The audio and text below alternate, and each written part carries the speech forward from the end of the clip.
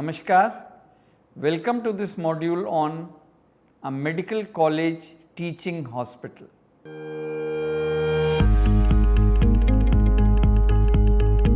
This is the most important module of my program. Why is it most important? It is most important because this is a module which incorporates all the elements of master planning, layout planning, site planning, urban design, campus planning and design of healthcare delivery facilities. A medical college teaching hospital is a campus which has all the components of an academic center. It's an hospital that partners with medical and nursing schools, the educational programs and research centers improve the healthcare through learning and research. In other words, it is an institution which combines the services of a hospital with the education of medical students and medical research. So, we have to do this, we have to study the national standards first, the MCI standards, and we indicate the dire and imminent need for institutions for medical education and in the immediate future. So, we have a WHO benchmark which is one doctor for every 1000 population, but the current Indian standard is roughly 1:1681, which is around 1:921 if we take Ayurveda, homeopathy, Unani practitioners along with allopathic doctors. So, the annual output of doctors in India stands at roughly 80,000.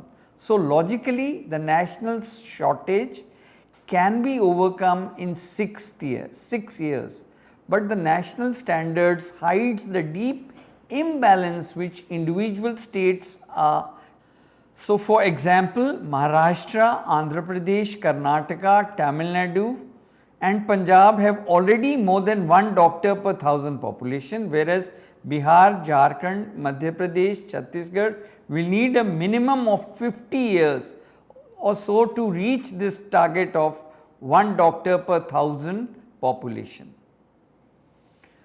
So, even in states with the required number of doctors, for example, states in South India, there are districts with poor health indices because doctors crowd cities. In Tamil Nadu, 16 of its 32 districts are backward in various health indices, primarily due to shortage of doctors in the rural areas. So, though our medical colleges churn out 80,000 doctors every year, their distribution of medical seats clearly indicates a skewed reality. Hence, the issue of national average hides the deep individual imbalance in the states along with rural urban areas in our country. And this is indicative of doctors leaving our country and going abroad to work. So, there are figures and there are indicators which say that in 2016 alone 4,701 doctors who had graduated from India chose to go abroad. This shortage is reflected in the Union Public Service Commission, CGHS, ESI hospitals, even Central Armed Forces not finding enough doctors. Thus, there is a need for medical schools at the right places in order to provide doctors who are willing to serve where they are most needed.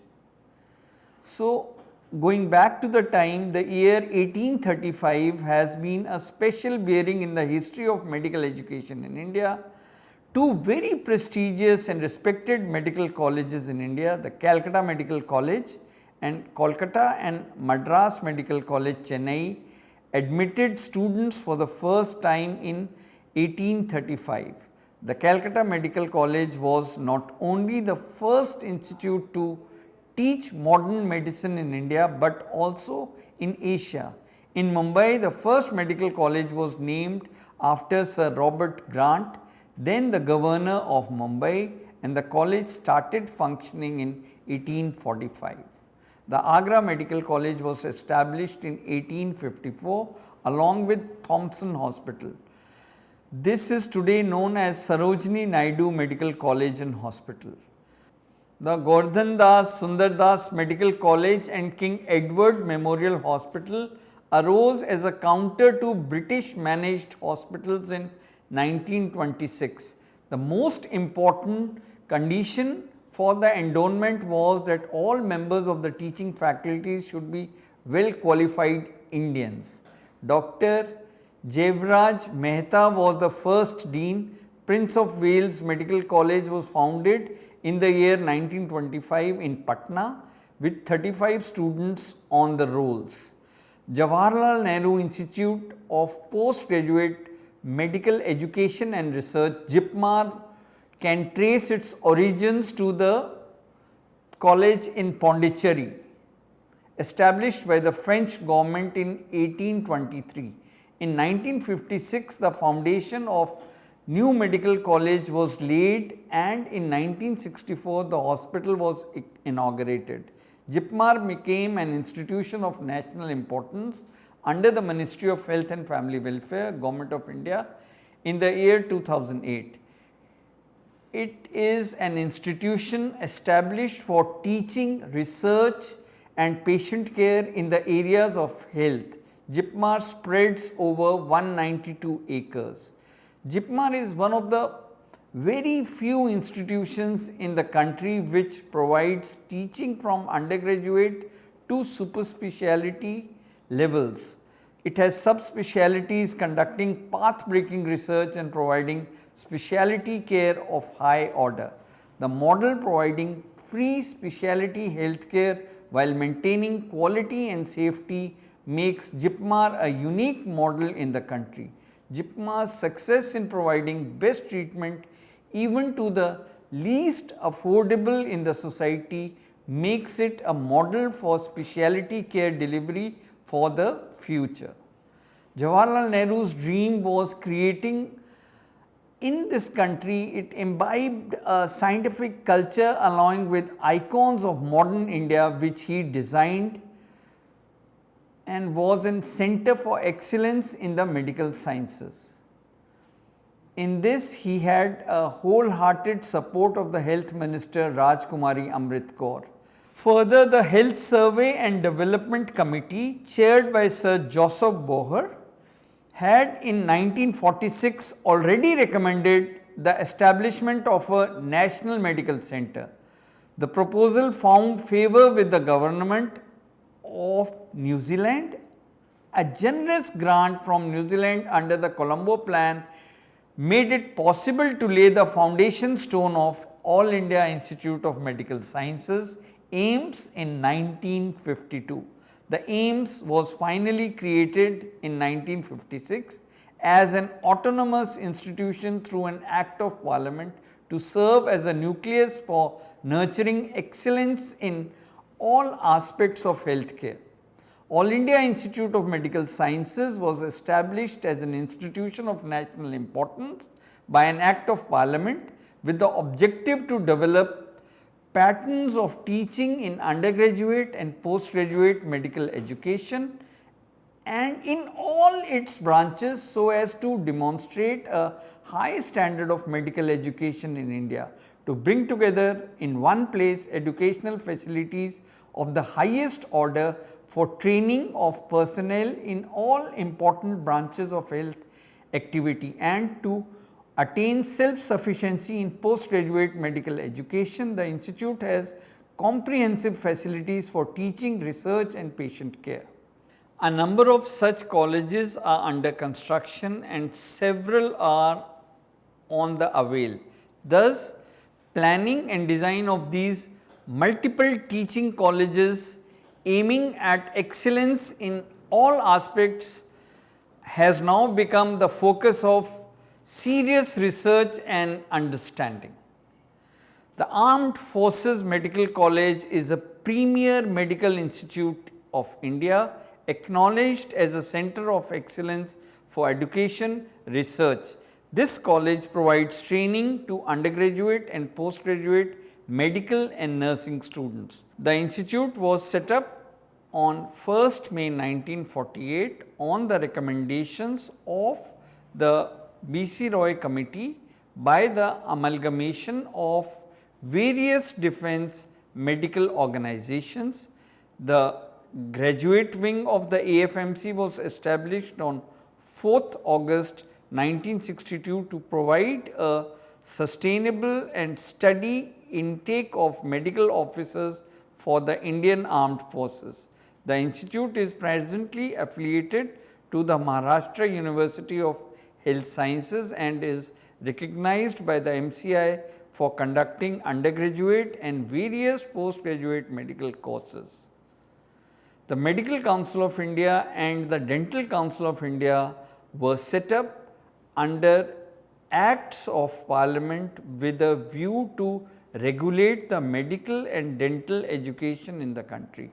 Under the provisions of regulations of the two statutory bodies, no medical or dental college can be established or they could increase their capacity without prior approval of the central government as per section 10A of the Indian Medical Council Act 1956 and the Dentistry Act of 1948. The central government's permission to such colleges are granted initially for 1 year, that is for admitting only one batch of students in a calendar year. The permission are to be renewed on yearly basis after verification of achievements of annual targets. This process is continued till such time the full requirement of infrastructure is created and recognition is granted under the relevant act.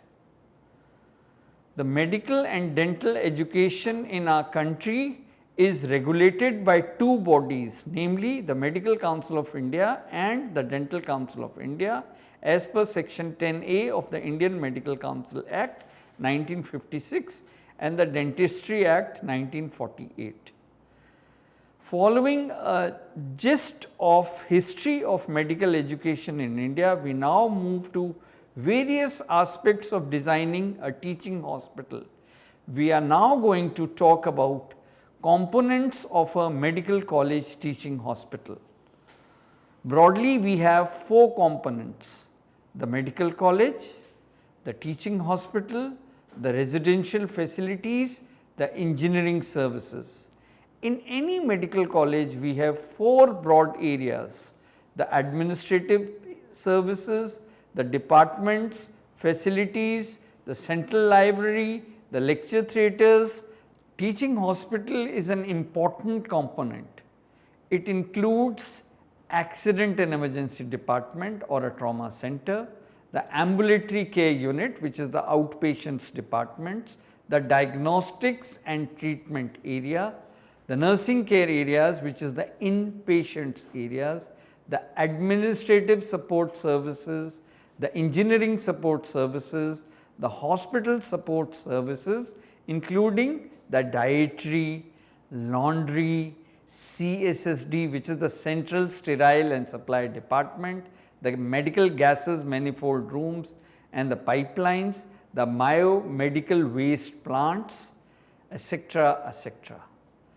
Within the residential component, we have staff housing, hostels for students, which is the male and female students, sometimes for international students too, and also visitors accommodations, which are optional. Sometimes dharamshalas or free accommodation for economically weaker sections of the society are also provided. These are the people who come with the patients, the attendants of the patient. So, under engineering services, we have operation and maintenance support, including building maintenance, horticulture, landscaping, maintenance of the water supply and the drainage systems, the HVAC systems, the communication systems, the fire prevention, detection, fighting and rescue areas. So, now let us talk about the various design considerations to be kept in mind while designing a medical college teaching hospital. The medical college teaching hospital campus is considered to be an ever expanding campus in nature with multiple factors impacting the situation, including the advancement in technology, increase in the annual intake of students, and operational areas. Functional needs of buildings have to be strategically dealt with while designing to cater to the future expansion of the campus. Flexibility and adaptability should be considered while designing. Modular approach could be adapted to do the same. Various factors to be kept in mind while designing a medical college teaching hospital campus includes access and circulation, keeping in mind the nature of activities in various departments, the accident and emergency department, the outpatients department. Accessibility and circulation to be designed in a way to ease the function and to be patient centric. The zoning has to be functional. Functional planning is so important within the site that this is to be kept in mind while working out the various components and their relationships, which is in the zoning. Then the built open relationships is very important. The hierarchy of open spaces along with the built mass planned strategically in order to enhance the overall character of the campus. In traffic flow, segregation of vehicular and pedestrian traffic is important, but traffic of various departments within the buildings also needs to be consideration. There are climatic conditions to be taken care of in the climatic zones or region where we are responding to design. The overall comfort of the users wherever possible in order to enhance the overall comfort factor and to reduce air conditioning load of the building, creating microclimate with the use of water bodies and other landscape features is to be considered. Functional zoning and placement of various departments within the hospital building, the interrelationship between various departments as well as interrelationship within the departments is to be considered while doing the functional zoning of the hospital building. Legibility in design, clear demarcation of various zones within the campus and hierarchy of open spaces, and the built open relationship and segregation of traffic is very important. Wayfinding systems, signages throughout the campus as well as within the buildings are important. Indoor air quality, in order to enhance the indoor air quality within the hospital building, various strategies are to be considered, including courtyard planning for better ventilation and daylighting factor. Efficient heating, ventilation and air conditioning system is another important factor. Infection control in hospital is very important to reduce the sickness factor of hospital building. Due consideration is to be given to infection control, and the same could be achieved by keeping in mind operation and maintenance factors, including regular maintenance of finishing materials to be such that they are easy to maintain, isolation rooms to be considered while designing, and restricting the movement and segregation of traffic of various departments is to segregate the movement and the flow of doctors, patients, staff within the hospital building. Advancement in building technology, advanced building construction like prefabricated building, precast slab, integrated structures and services systems are to be considered.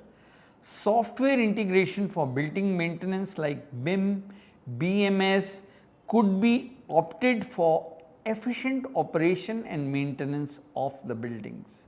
In the campus planning, overall sustainable campus approach is to be considered, which includes passive design strategies, alternative energy sources including the renewable energy sources, efficient building technology, overall life cycle costing and net zero waste strategy is to be adapted.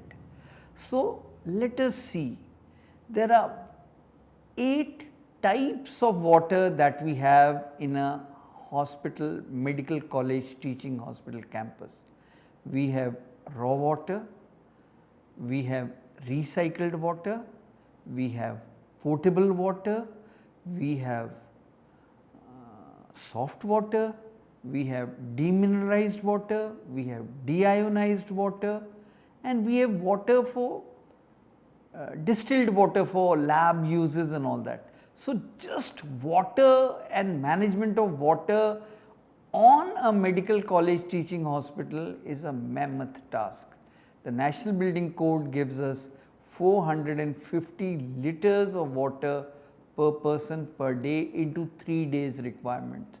Then we have water required for firefighting purposes. So, it is like city design. So, we have to see and consider healthy cities, healthy campuses, healthy environments, healthy people, healthy society. Please wait for our next modules which will consider all these aspects broken down into their detailed elements.